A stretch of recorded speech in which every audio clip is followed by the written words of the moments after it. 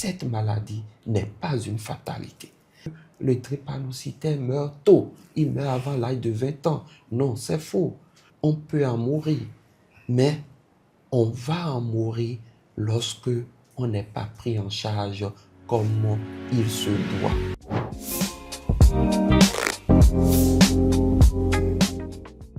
Bonjour à tous et bienvenue sur Le Rural Bénin TV.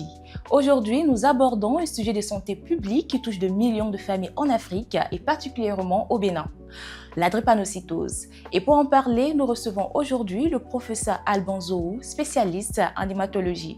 Professeur, bonjour. Bonjour madame. Comment vous allez? Je vais très bien. Veuillez s'il vous plaît vous présenter à nouveau à nos internautes. Merci chers internautes. D'entrée de jeu, je voudrais d'abord remercier le Rural Bénin TV de nous donner l'opportunité de nous pencher une fois de plus sur cette maladie, la drépanocytose, qui est un drame, qui peut constituer un véritable drame, mais qui n'est pas une fatalité, qui n'est plus une fatalité. Je suis le docteur Zohou Alban, je suis professeur d'hématologie.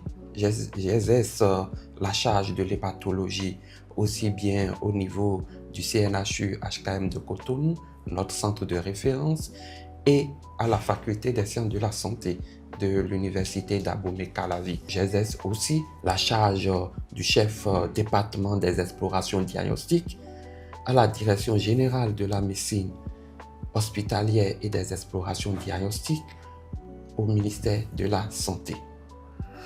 Alors docteur, on va plonger directement dans le vif du sujet. La drépanocytose, ce mot-là, beaucoup l'ont entendu, mais peu savent réellement ce que c'est. Expliquez-nous. Je pense que pour atteindre vraiment cet objectif de sensibilisation, durant toute cette interview, on va essayer d'être vraiment simple. Exactement. La drépanocytose, c'est une maladie du sang. Maladie héréditaire du sang. Les globules rouges qui normalement doivent avoir une constitution plastique, c'est-à-dire avoir une aptitude à se déformer pour assurer leur fonction essentielle qui est celle de transporter l'oxygène. Mais ces globules rouges deviennent rigides. À partir du moment où ces globules rouges deviennent rigides, ces globules rouges vont former des bouchons et ne vont plus pouvoir amener l'oxygène au niveau des différents tissus de notre organisme, ce qui aura pour conséquence la survenue de douleurs osseuses, la survenue d'anémie et d'autres complications dont nous parlerons un peu plus tard. Et on parle généralement de globules rouges en forme de fossiles. C'est quoi concrètement? Qu'est-ce qu'on peut comprendre par là? Ce qu'il faut comprendre par là, c'est que ces globules rouges qui deviennent rigides, comme je l'ai dit, se déforment. Et en se déformant, ces globules rouges prennent une forme de fossile, c'est-à-dire se mettent en forme de croissant. À partir du moment où les globules rouges prennent cette forme rigide, elles ne peuvent plus avoir cette déformabilité qui leur permet de prendre par les plus petits vaisseaux sanguins pour pouvoir apporter l'oxygène à tout notre organisme. Et dans votre explication tout à l'heure, vous avez dit que c'est héréditaire. Alors comment la transmission se passe déjà, que ce soit peut-être de la mère à l'enfant ou bien... expliquez-nous un peu le schéma. Le côté héréditaire de cette maladie vient du fait que c'est une anomalie qui est transmise des parents aux enfants. L'enfant malade va recevoir une anomalie de son père et une anomalie de sa mère. Cela suppose quoi d'emblée? Cela veut dire que les parents peuvent être porteurs de cette anomalie sans être malades. On les appelle des porteurs C. Les parents ont l'anomalie, mais comme c'est, je pourrais dire, une moitié de l'anomalie, ces parents vont être des sujets porteurs mais sains. Mais comme chacun des parents va transmettre l'anomalie à l'enfant, l'enfant va se retrouver avec une anomalie qui, cette fois-ci, est globale, entière chez l'enfant et cet enfant va être malade. Cette anomalie, en l'occurrence, c'est l'anomalie de l'hémoglobine qui est le constituant essentiel et principal des globules rouges. Alors là, ça devient un peu troublant, c'est-à-dire on peut être porteur, mais tout en étant sain. C'est bien ça. Et au Bénin, si on doit parler des chiffres, est-ce que la maladie, elle est rare ou bien elle est courante au Bénin? Cette maladie est fréquente au Bénin. Et je vais donner des chiffres pour illustrer cela. Merci. Nous avons parlé de porteurs, c'est-à-dire on porte une anomalie de l'hémoglobine qui est le constituant principal du globule rouge. Lorsqu'on prend l'anomalie qu'on qualifie de S, les porteurs sains, c'est-à-dire les sujets qui portent cette anomalie S, on estime leur fréquence entre 20 et 25% de la population. Lorsqu'on prend l'anomalie de l'hémoglobine qu'on qualifie de C, c'est-à-dire l'anomalie C, l'hémoglobine C, nous avons entre 10 et 16% de la population qui est porteuse de cette anomalie. Donc, si vous prenez ces deux anomalies, l'anomalie S et l'anomalie C de l'hémoglobine, vous vous rendez compte que c'est plus du tiers de la population. C'est-à-dire que sur 10 Béninois, vous en avez plus de 3 qui sont porteurs de cette anomalie de l'hémoglobine. Alors, docteur, les chiffres que vous venez de donner, c'est très inquiétant. Et est-ce qu'il y a des zones qui sont, par exemple, plus touchées par la drépanocytose? Non, c'est une anomalie. Cette drépanocytose est répandue, et existe sur tout le territoire national. On n'a pas encore des chiffres vraiment affinés qui pourront nous dire que telle zone est vraiment plus touchée qu'une autre zone de notre territoire du Bénin. Par contre, là, c'est les porteurs sains, c'est-à-dire des gens qui portent le trait.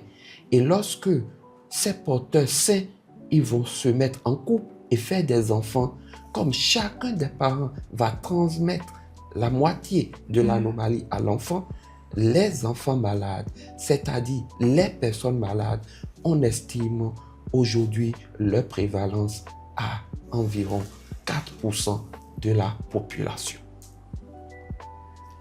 Et là, s'il faut parler peut-être de traitement, là, il faut qu'on parle d'abord des symptômes pour pouvoir savoir comment détecter ça et essayer de trouver un traitement. Déjà, si vous devez vous mettre à la place d'une maman béninoise, quels sont ces signes-là qui doivent vous alerter et dire « Ah bon, il faut que j'amène mon enfant se faire tester ». Dès le bas âge, les tout premiers signes de cette maladie vont être des gonflements lorsque l'enfant est au stade de nourrisson, c'est-à-dire quand on vient au monde, on est nouveau-né et puis après, on est nourrisson. À cet âge, à l'âge des nourrissons, les signes vont être représentés par un gonflement des mains et des pieds. Déjà, à ce stade, si vous êtes une maman et vous remarquez que votre nourrisson a des gonflements des mains et des pieds, très rapidement, il faudrait l'amener déjà à l'hôpital pour consulter. Mais à un âge plus avancé, c'est-à-dire le jeune enfant, ce qui va caractériser essentiellement cette maladie, ce qui vraiment traduit cette maladie qu'est la drépanocytose, c'est les douleurs. Et ces douleurs, c'est des douleurs généralisées qui peuvent se manifester et être étendues à tout l'organisme. Ça peut être des douleurs ostéo-articulaires, c'est-à-dire des douleurs au niveau des os, des articulations, des douleurs abdominales. Autre signe de cette maladie, c'est les anémies, c'est-à-dire des individus qui vont être pâles. Comme on le dit, ils vont se retrouver avec une perte de leur globule rouge et ils vont être pâles.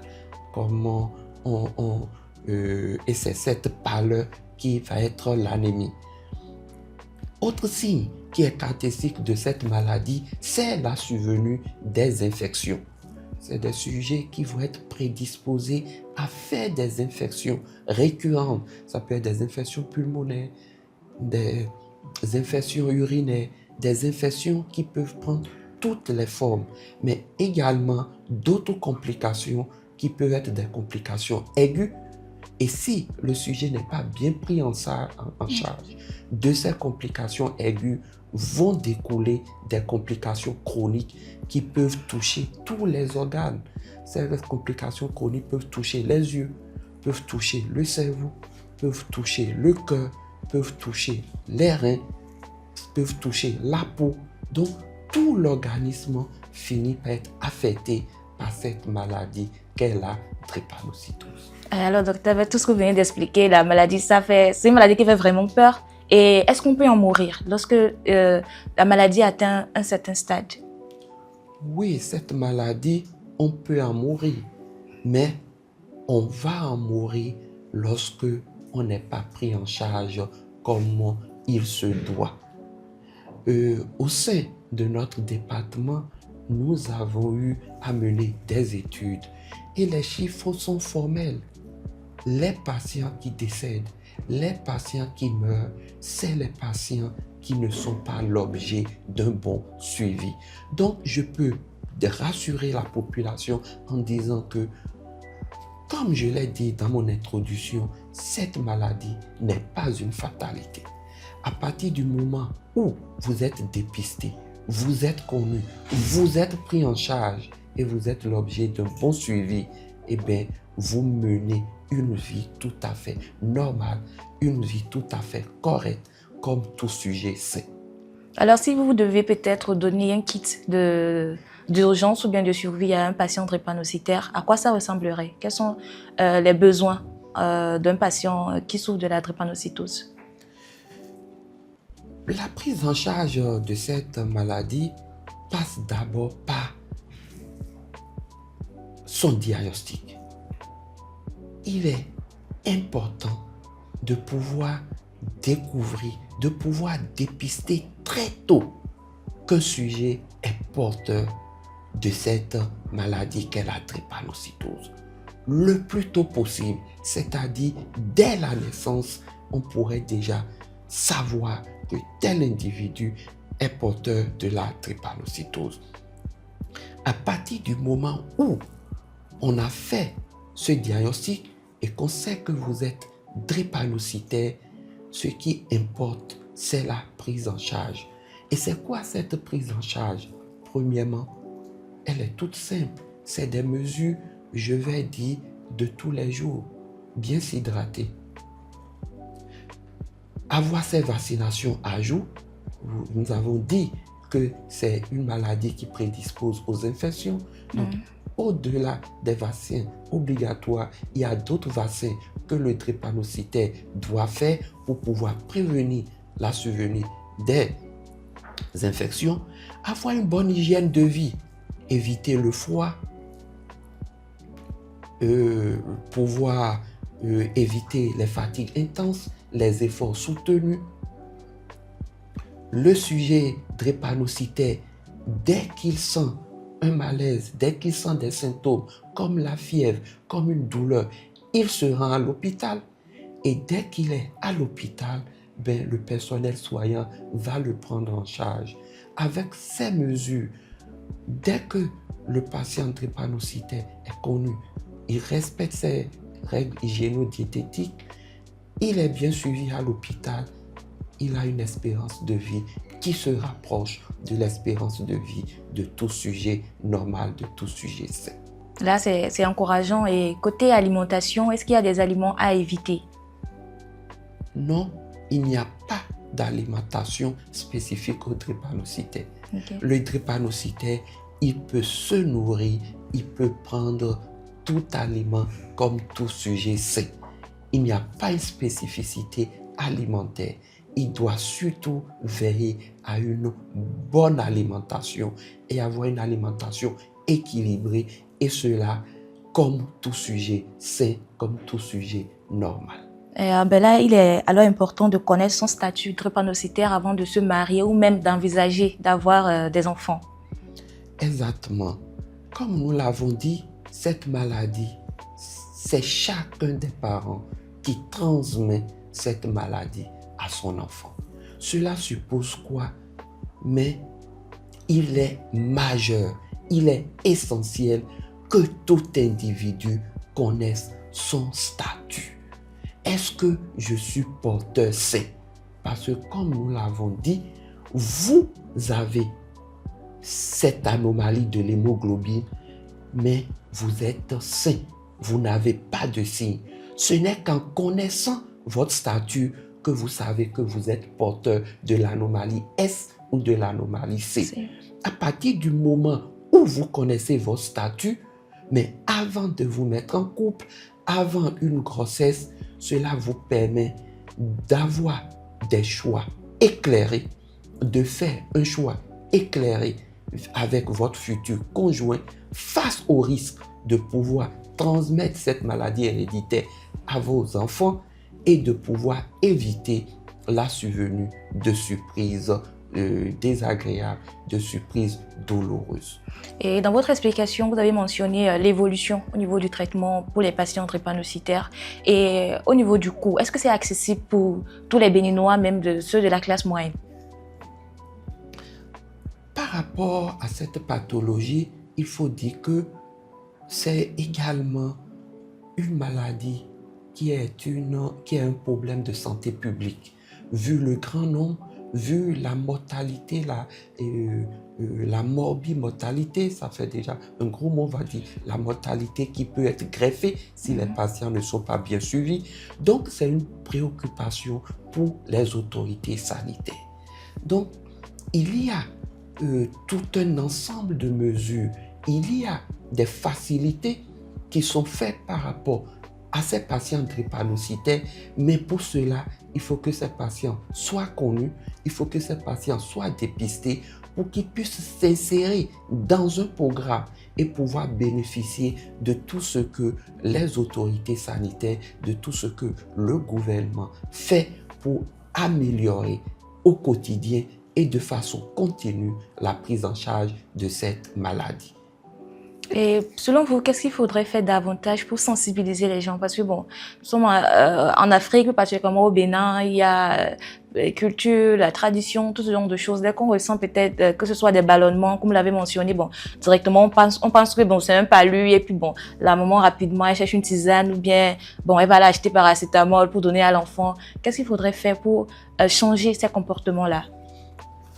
Ce qu'il faudrait faire, c'est d'abord commencer par en parler. Il faudrait qu'on parle encore, qu'on parle davantage de cette maladie. Et c'est vraiment l'occasion de remercier votre chaîne pour ce que vous faites dans ce sens. Parler de cette maladie, c'est l'occasion de rappeler que le 19 juin de chaque année, on célèbre à l'échelle internationale c'est une journée qui est consacrée à la drépanocytose pour qu'on en parle. Mais vous comprenez que ce n'est pas suffisant d'en parler un seul jour. Au-delà du 19 juin, il faudrait sensibiliser, dire à la population devant des signes. Un enfant qui présente des yeux jaunes, on parle de jaunissement, on va parler de jaunissement des yeux. Un enfant qui a un retard de croissance. Un enfant qui présente une asthénie importante, permanente. Devant tous ces signes, des douleurs répétées. Un enfant qui nous fait de la fièvre en continu, des infections en continu. Il faut que les parents puissent aller consulter. Actuellement, l'une des politiques phares du ministère de la Santé, c'est la santé communautaire. Le gouvernement a recruté et a mis au plus près des communautés un certain nombre d'agents qui sont des relais communautaires, qui sont dans les communautés. Et cette maladie fait également partie des maladies qu'ils suivent pour pouvoir dire dans les communautés, dire aux parents, amenez vos enfants dans les centres de santé pour que ces enfants puissent être suivis. C'est aussi pour faire reculer cette maladie l'occasion de déconstruire un certain nombre de mythes. On dit par exemple que le drépanocytaire meurt tôt, il meurt avant l'âge de 20 ans. Non, c'est faux. En tant que praticien, si vous voyez la cohorte de malades que nous suivons, vous avez des malades de 60 ans, 70 ans, 80. C'est dit que ce n'est pas une fatalité. Et si on en parle et que les malades sont connus et pris en charge, je peux vous assurer que nous pouvons vraiment faire reculer le fardeau, faire reculer cette maladie. Merci docteur. Et pour clore cette émission, est-ce que vous avez un mot peut-être à adresser à l'occasion de cette journée-là? Non, d'abord, par rapport à cette journée, si vous le permettez, je vais rappeler un certain nombre d'activités, un certain nombre d'actions qui sont prévues et qui vont être menées toujours pour parler davantage de cette maladie, pour pouvoir la faire reculer sans cesse et davantage. Le 19 juillet, il y aura un dépistage. On va célébrer cette journée de la drépanocytose dans tous nos structures sanitaires, les hôpitaux départementaux, les hôpitaux de zone. Le 20, sous le leadership du ministre de la Santé et son implication vraiment au plus haut niveau, au niveau stratégique, c'est tout le Bénin qui va marcher contre la drépanocytose. Dans tous nos départements, nous allons marcher contre la drépanocytose. Et à l'issue de ces marches, il y aura des campagnes de dons de sang et de dépistage gratuit. À compter du 22 juin et pour une semaine, il y aura un dépistage gratuit. Et nous visons un chiffre de 30 000 sujets dépistés à travers tout le Bénin et également par le biais du programme national de lutte contre les maladies non transmissibles. Mais à côté de cela, il y a l'association béninoise de la drépanocytose qui mène également un certain nombre d'actions. Pendant 2 semaines, nous allons faire une sensibilisation digitale, c'est-à-dire sur les réseaux sociaux, parler de la drépanocytose. Nous allons former les leaders religieux pour que dans le cadre des mariages, les leaders religieux soient sensibilisés à l'importance de ce que les futurs conjoints connaissent le statut pour pouvoir faire un choix éclairé. Et enfin, nous allons après pouvoir animer en présentiel des rencontres avec les patients, avec un certain nombre de jeunes pour toujours sensibiliser sur cette maladie qu'est la drépanocytose. Donc enfin, pour terminer, s'il y a un message, un seul message à passer, le message essentiel, il faut connaître son statut. Il faut se faire dépister. Et à partir du moment qu'on connaît son statut, on se sait à risque de transmettre cette maladie à sa descendance. On peut faire des choix éclairés. Si on est malade, il faut sortir, aller dans les centres de santé, bien suivi, un suivi régulier. Vous allez mener une vie tout à fait normale, comme tout sujet sain, non porteur de cette maladie. Voilà, on en savait peu, mais maintenant on le sait, la drépanocytose n'est pas une malédiction, ce n'est pas une honte, mais une réalité médicale qu'on peut affronter quand on est informé, quand on est accompagné et quand on agit tôt. Docteur Alban Zohou, merci pour votre clarté, votre engagement et surtout pour votre passion pour ces passions. Et vous qui nous avez suivis jusqu'ici, partagez cette émission. Une personne informée, c'est peut-être une vie sauvée. Sur Le Rural Bénin TV, on continue à vous apporter les informations qui comptent. À très bientôt.